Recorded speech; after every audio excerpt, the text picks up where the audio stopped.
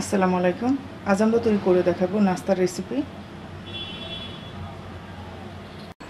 নাস্তার রেসিপি তৈরি করতে আমি নিয়েছি এখানে 3টা সিদ্ধ আলু। প্রথমে আমরা আলুগুলোকে চিকন একটা গ্রেটার দিয়ে গ্রেট করে নেব।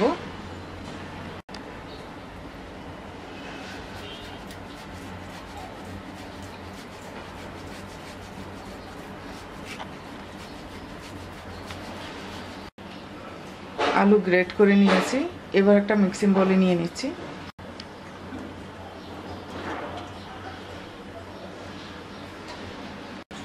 এবার এর সাথে দিয়ে দিচ্ছি 2 কাপ চালের গুঁড়া,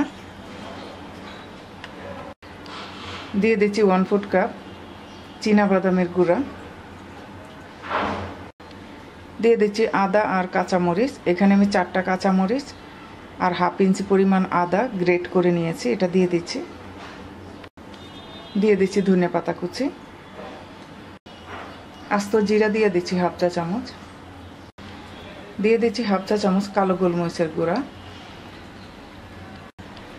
স্বাদ মতো লবণ। এবার আমরা প্রথমে সব কিছু ভালোভাবে মিশিয়ে নিচ্ছি।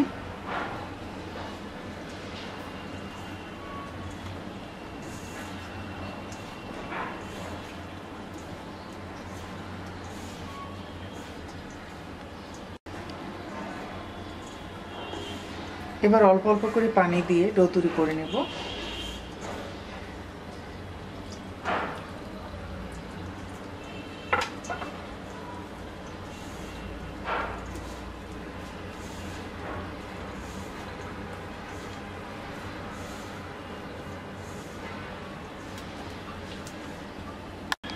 আমাদের ডো তৈরি হয়ে গেছে।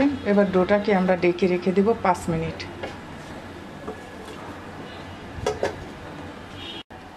এবার আমরা চাটনি তৈরি করে নেব।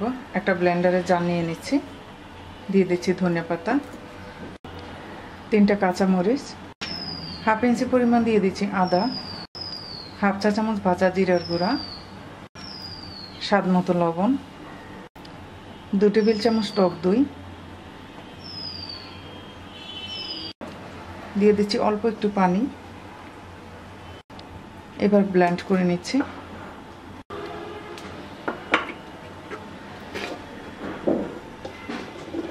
তৈরি হয়ে গেছে আমাদের ধনিয়া পাতার চাটনি।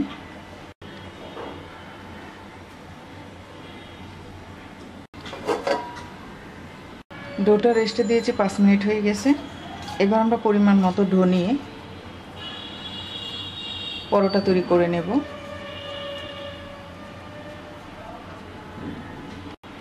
শুকনো ময়দা ছিটিয়ে নিচ্ছি।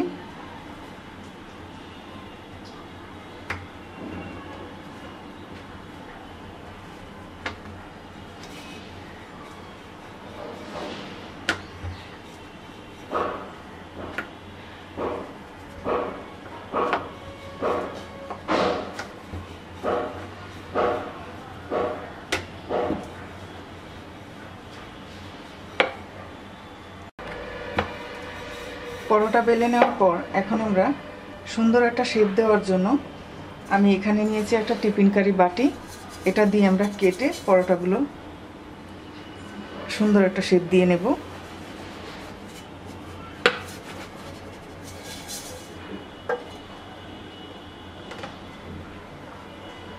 এই যে এরকম। এখন আমরা পরোটাগুলো ছেঁকে নেব। এই পরোটাগুলো বানিয়ে রাখা যাবে না, একটা করে বানাতে হবে আর একটা করে ছেঁকতে হবে। চুলায় একটা তাওয়া গরম করে নিয়েছি। এবার আমরা পরোটা দিয়ে দিচ্ছি। 2 পাশে হালকা ছেঁকে তারপর আমরা তেল দিয়ে দিব।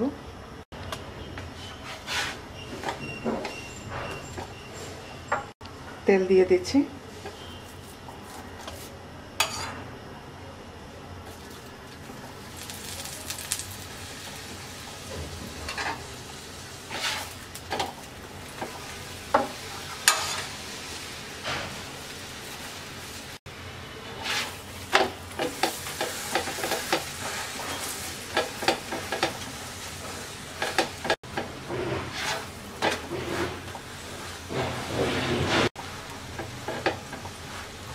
আমাদের পরোটা ছেঁকে নেওয়া হয়ে গেছে, তুলে নিচ্ছি।